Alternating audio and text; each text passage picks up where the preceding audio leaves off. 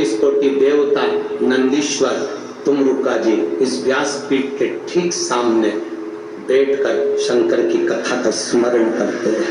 कथा का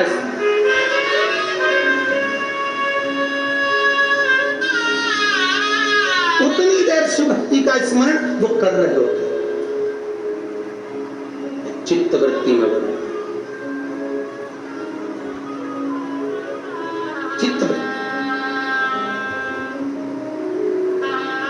कई कैमरे वाले ऐसे होते हैं, फोटो खींचने वाले होते हैं, हम उन्होंने अभी तक शिव पुराण में कभी गए नहीं होते हैं, तो क्या भागवत जी में गए हैं, राम कथा में गए हैं तो कहीं से भी निकल जाते हैं, उनको अंदाजा नहीं रहता। हमारे भक्त उनसे कहते भैया सामने से नहीं जाना, जाना पीछे से, आप उधर से जाना, शिव के पीछे से निकल जाना, सम्मुख मत जाना। तुमरुका जी है, नंदीश्वर है, उनके गण है, वहां स्थान है उनका।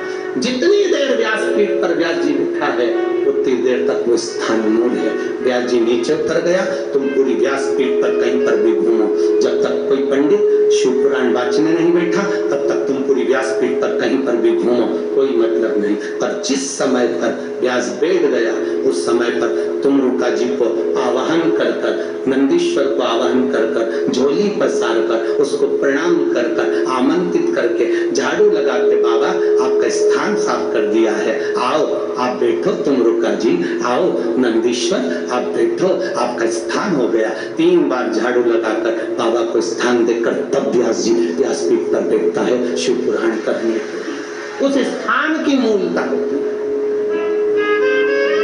क्यों व्यासपीठ से कहते हैं कि उठकर जाओ, तुम्हारे शरीर में कैसा भी रोग हो, कितना भी रोग हो, श्री शिवाय नमस्तुभ्यम जिस जगह पर बैठकर तुम कह रहे हो उस भूमि की रज को केवल स्पर्श कर कर जाना और 3 महीने में हमको बताना कि बाबा ने तुमको हाथ पकड़ा कि नहीं पकड़ा, साधा कि नहीं।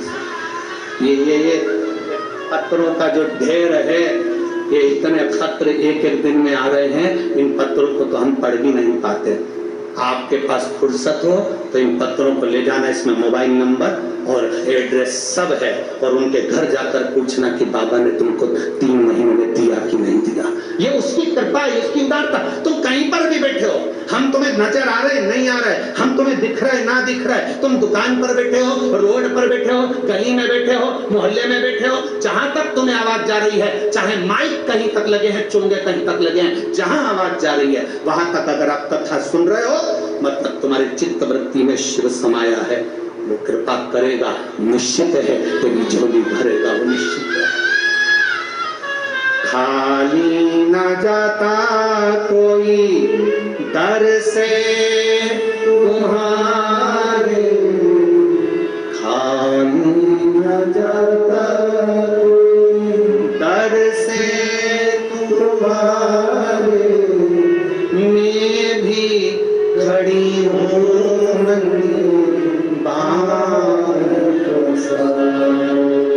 अपने हृदय लगा लो, गिरा जा रहा उठा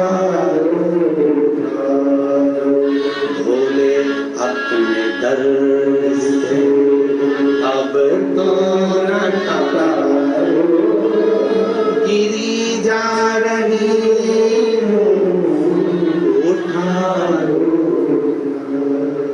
समझना हमको है, शंकर के एक एक भाव को समझना हमको है, शिव की भक्ति का क्या फल है, शंकर की कथा सुनने के बाद हमें क्या मिलता है, ये तो सियोर वाला महाराज भी नहीं जानता, पर इतना जरूर जानता है कि झोली कभी खाली नहीं रहती, ये निश्चित है। क्या देगा वो पता नहीं हमको भी, पर वो देता जरूर है। उसके द्वार पर आया, खाली नहीं जा सकता।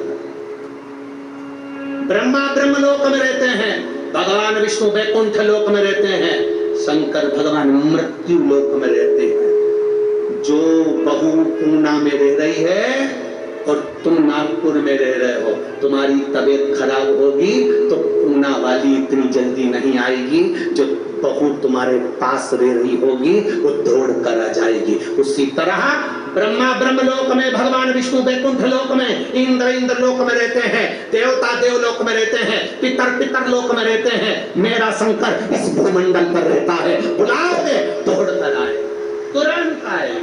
तो कैलाश अधिपति शंकर है, जो कंकर में बसा हुआ है। उसको जिसने पहचान लिया वो जिंदगी में सब कुछ पा गया।